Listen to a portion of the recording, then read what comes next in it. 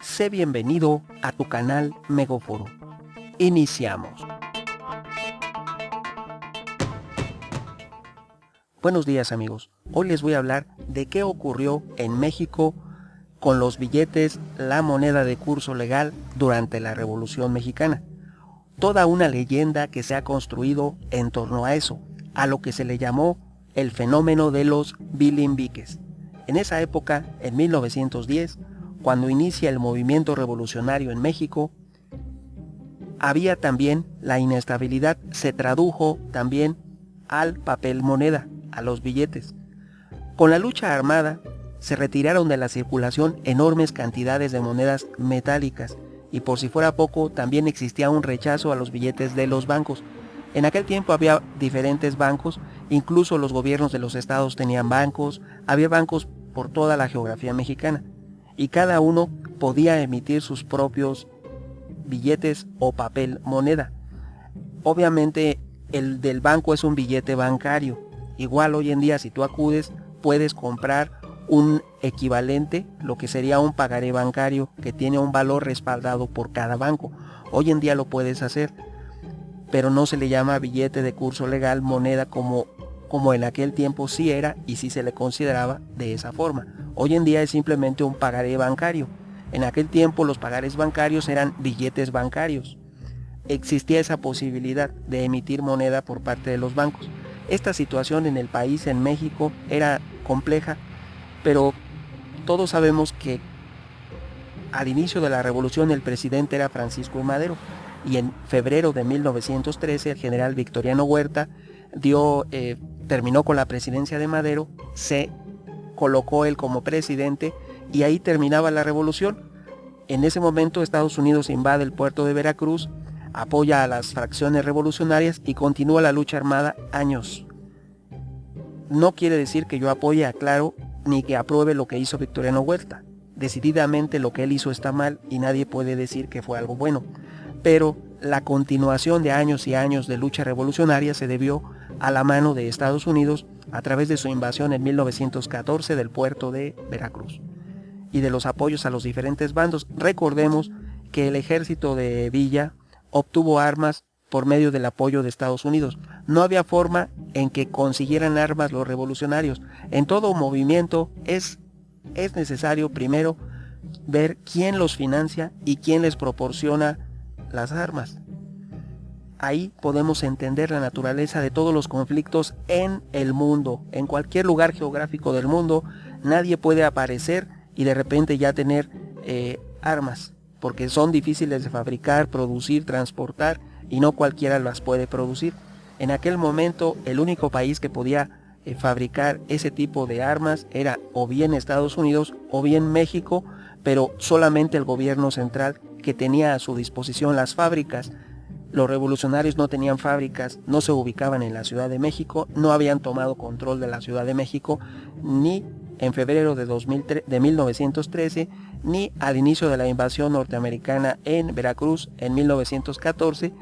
Así que esto fue a manera de paréntesis, regresando al objeto de este video, que es el por qué ocurrió el fenómeno de los billetes llamados bilimbiques. Te digo que en un inicio, cuando toma el poder, por eso se menciona al presidente Huerta, no porque se apruebe o se esté de acuerdo con él, se menciona porque es una figura histórica y es quien ordenó a los bancos privados entregar el respaldo metálico de los billetes a su gobierno. ¿Cuál era ese respaldo metálico? Pues era oro y plata. Entregó, todos los bancos de México se vieron obligados a entregar el respaldo metálico de los billetes que habían emitido al gobierno de Huerta.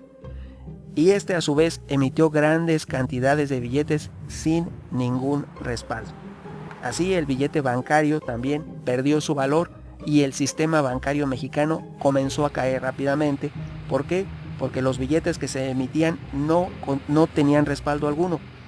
Este fenómeno de la Revolución Mexicana en relación a los bilimbiques se dio y fue tal que todos los movimientos, todos los bandos emitían sus propios billetes. Villa en el norte tenía bilimbiques llamados los bilimbiques de Villa. También tenemos los bilimbiques de Zapata, los bilimbiques del entonces presidente Huerta. En su momento el constitucionalista Venustiano Carranza emitió billetes. Aquí hay que aclarar también que quien ostentara en su momento el Poder Ejecutivo Nacional tenía, de acuerdo a la Constitución de 1917, era el único que podía emitir billetes de curso legal. Cuando se emite la Constitución de 1917, que se lo debemos a la obra de Venustiano Carranza, que en realidad era un patriota, que no se le reconoce, en otro video hablaremos de él y hablaremos de las luces y de las sombras que observa este singular personaje. Lo único que puedo destacar es que él fue el que quería que México fabricara tanques, aviones, y también fue a él al que le debemos la Constitución de 1917, entre otros logros y avances a favor de México. Regresando al objeto de este video, los bilimbiques. La falta de efectivo que ocasionó el fenómeno de la revolución en todo México obligó a autoridades municipales, militares, a comerciantes, a los hacendados que quedaban, a emitir piezas de necesidad, así se le llamó. Como no había moneda de curso legal reconocida en todo el país, hubo un estado de necesidad y se emitieron piezas de necesidad. Así los diferentes gobiernos regionales se autorizaban a sí mismos a emitir efectivo, a emitir billetes. Estos billetes es a los que se les llama bilimbiques. Se observó con mayor singularidad este detalle de 1913 a 1915, donde reaparece en México la moneda de necesidad o bilimbique. Estas piezas, a las que el pueblo mexicano coloquialmente llamó bilimbiques, que es un nombre surgido de la contracción del nombre de William Weeks, que era un norteamericano que le pagaba a los trabajadores de la mina Green de Cananea con vales de papel por su trabajo, y cuyo nombre resultaba complicado de pronunciar para los trabajadores mexicanos. Entonces, a ese pago injusto que realizaba el estadounidense William Weeks en la mina Green en Cananea, esos papelitos que él hacía y que les ponía su firma y la cantidad que él quería, es a lo que los mexicanos llaman bilimbiques originalmente. Ese es el origen de la palabra bilimbique, que no podían mencionar el nombre de William Weeks y le decían, eso es un bilimbique, que es un papel simplemente sin valor. Te preguntarás, ¿y cuáles son las características de esos billetes? Te diré que son sumamente variables. Existen varios con gran calidad que no se distinguen de un billete auténtico y de un simple bilimbique. Estaban tan bien elaborados, tan bien fabricados, que algunos de ellos incluso hoy en día son piezas de colección, y otros carecían de calidad, por lo cual no revisten mayor interés. Estos bilimbiques únicamente tenían valor en tanto al emisor que ejercía el poder en una determinada región.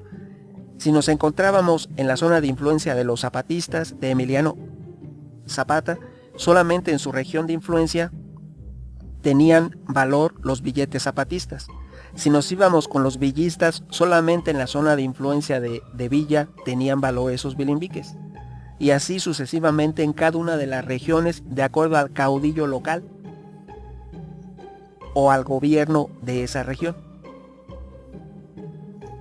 Únicamente tenían valor en tanto su emisor, quien los fabricaba, quien los emitía, ejercía el poder en esa determinada región, y debido a la gran existencia de dichos billetes, la falsificación era masiva, completa y total por toda la República. El fenómeno de falsificación nunca ha sido tan grande en la historia de México como en la época revolucionaria con los bilimbiques, y eso contribuyó en gran medida a la pérdida del valor y a la nula aceptación por parte de la población de estos billetes de cada uno de los bandos revolucionarios. Era más bien una obligación impuesta por el caudillo local que una aceptación popular generalizada del pueblo. Era una imposición, era otra forma de ejercer el poder por los diferentes bandos contendientes durante la época revolucionaria, fueran de uno o de otro lado. Ahora bien, muy pronto el dominio de los constitucionalistas de Venustiano Carranza se consolidó, y estos realizaron varios intentos para solucionar de una vez por todas el problema que acarreaba la existencia de tantos bilimbiques y el problema en sí monetario de la nación, por lo que ordenaron la creación de un papel moneda único. Aquí el único defecto es que los constitucionalistas, Venustiano Carranza, ordenó la fabricación de los billetes al American Bank Note Company de Nueva York, cosa que dista mucho de ser imparcial y que es un fenómeno en sí misma. Tú no puedes pedir a un gobierno extranjero que te fabrique tus billetes porque nada te garantiza que él no se haga 10 de cada uno, 20 de cada uno o 100 de cada uno. Así que en un inicio, los bancos elaborados por el American Bank Note Company de Nueva York son totalmente cuestionables. La intención de los constitucionalistas fue buena, pero no son sino unos bilimbiques más perfeccionados y mejor elaborados. Lamentablemente, algunos de esos bilimbiques elaborados en Nueva York siguieron en circulación y tenían un reconocimiento de valor por parte del Banco de México hasta el año, ojo, escuchen bien, hasta 1992 todavía podían ser canjeables esos bilimbiques fabricados en Nueva York, que nadie garantiza que no hayan emitido de 1 a 100 más de los que le solicitó en un inicio el gobierno constitucionalista de México durante la época de la Revolución, y quienes entregaron un billete mucho más sofisticado y según ellos a prueba de falsificaciones, pero efectivamente el billete era bueno, estaba bien impreso, era de calidad y elaborado en materiales que eran de difícil, como se dijo, falsificación, pero nadie garantiza que el mismo emisor, la misma compañía, el American Bank Note, ellos mismos podían haber fabricado los que se les diera la gana y así lo hicieron. Así que nadie garantiza que no sean un bilimbique simplemente más perfeccionado. Ahora bien, los nuevos billetes se pusieron en circulación, los que mandó fabricar a Estados Unidos el gobierno constitucionalista, entraron en circulación en mayo de 1916. Esto mientras se lograba retirar las emisiones anteriores de todos los bilimbiques revolucionarios. A estos billetes nuevos, traídos de Nueva York, se les llamó como los infalsificables, pero su existencia duró poco, ya que sufrieron una devaluación, y para fines de ese mismo año ya no se podían utilizar porque ya no valía nada. Ante la dudosa estabilidad de los billetes, lo único seguro era la moneda en oro y en plata, pero la existencia de una auténtica moneda real en oro o en plata o en algún metal era escasa. Sabemos que llegaron a fabricar monedas en diferentes metales, oro, plata, bronce y cobre, principalmente. Tenían un valor en sí mismo por el material. Si tú tienes una moneda de oro, el oro tiene un valor, la plata tiene un valor, el cobre tiene un valor y el bronce tiene un valor, independientemente de lo que indique la moneda. Pero ya sabemos todos que de acuerdo a las manipulaciones del mercado, se ha llegado a dar casos en la historia de México donde la onza de plata mexicana o el peso de plata mexicana llegaba a valer menos que si era fundido para utilizar esa plata en alguna otra cosa. Una cuestión que nos habla desde aquellos tiempos la manipulación que se hacía del valor de la moneda mexicana a nivel internacional, de manera injustificada, de manera inmediata. En cuanto se adquirió poder en las bolsas de valores internacionales, se ha manipulado el valor a la baja de la moneda mexicana. Recordemos que hoy en día el dólar en sí es un ejemplo nada más, no tiene ningún respaldo. Su respaldo nada más es la credibilidad que tiene cualquier ciudadano de cualquier país en el mundo en relación a ese país. No hay respaldo alguno, es únicamente que se le tiene fe a ese gobierno. En México cayó el valor de nuestra moneda, a manera de ejemplo, de 12 a 20 pesos aproximados, sin justificación, con un simple tuit de Trump cuando ni era presidente, cuando apenas era un candidato. Una cosa injustificable, que es lo mismo que ocurrió desde la Revolución Mexicana hasta nuestros días. No es posible esa incesante manipulación del valor a la baja de la moneda mexicana, que nada lo justifica, ninguna cuestión económica ni nada. Te voy a poner un ejemplo para darme a entender de una mejor forma. Es como cuando a alguien se le dice, no tienes oportunidades porque no has estudiado. Cuando esa persona ya tiene una maestría después de licenciatura, está titulado y todo, aún así, si no tiene trabajo, se le buscan otras excusas. Se le dice, no hay trabajo porque nada más quieres trabajar de jefe, cuando él ya estudió un doctorado y obviamente necesita un trabajo acorde a su preparación, y no puede ser que ingrese de obrero nuevamente, sin menospreciar a ningún obrero, que su trabajo es valioso, o lavando pisos, sin menospreciar el trabajo. Simplemente hablo del grado de cualificación, de preparación, de estudios requeridos para cada puesto de trabajo, y obviamente la función del gerente es indispensable y también la de los demás trabajadores. pero hay una preparación, un requisito para ocupar cada una de las vacantes. En este caso, se busca el pretexto a manera de ejemplo, diciéndole a una persona que siempre le falta algo. Si ya tiene estudios, se le dice, es que tu carácter. Si tiene buen carácter y tiene estudios, se le dicen, es que ya tienes mucha edad. Si tiene la edad indicada, si tiene el carácter adecuado y si tiene los estudios adecuados, se les dice, es que la empresa no te puede contratar porque está atravesando una situación económica. Siempre va a haber un pretexto cuando se desea. Es lo mismo regresando al ejemplo de los bilimbiques y de la moneda mexicana. Siempre el pretexto es para restarle valor al peso mexicano, sea el que sea. Si se le echa la culpa al trading, al forex, eso es únicamente pretextos. No hay nada que haya justificado que el peso mexicano pasara de 12 a 20. Nada lo justifica. Igual lo que ocurrió en agosto de 2019 en Argentina. Que Argentina no hizo nada malo, no pasó nada. Simplemente se anunció el resultado de una elección que no era definitiva. Era un sondeo electoral donde nuevamente regresarían los kirchneristas, que ahí cabe aclarar que Argentina era el país, uno de los países más ricos del mundo, y en el momento en que Perón entra al poder, está como se encuentra hoy, con incesantes devaluaciones y totalmente en crisis. Pero lo que no se justifica es la manipulación a la baja de manera internacional sobre la moneda de Argentina. Con el anuncio de un sondeo de un electoral, su moneda cayó el 60% en 24 horas, lo cual es injustificable, inadmisible y es otro ejemplo de la manipulación internacional desconsiderada, injustificada de las monedas de algunos países. En el caso de México, como te reitero, cuando pasamos de 12 a 20, cuando todavía ni era presidente Donald Trump, con un simple tuit y comentario. Entonces, ¿qué es lo que realmente respalda las monedas? Hoy en día, el respaldo es únicamente el creer la credibilidad en un gobierno o en otro. Como quedó demostrado en Argentina, la credibilidad, o en México la credibilidad, pero esos no son simplemente caprichos e inventos. En realidad, estamos inmersos en un sistema que debía cambiarse atendiendo más a cuestiones económicas y no de meras suposiciones. Finalmente, regresando al tema de los bilimbiques, con la reconstrucción de la República después de la Revolución, se buscó el establecimiento de un nuevo sistema bancario en el país, en México, por lo que se le solicitó a los bancos que operaban en nuestra nación comprobar todos sus fondos para poder garantizar la legibilidad de sus emisiones en papel moneda, ver si tenían los activos el dinero suficiente en relación a los ahorros depositados en cada institución bancaria, lo cual estuvo muy bien y fue muy acertado.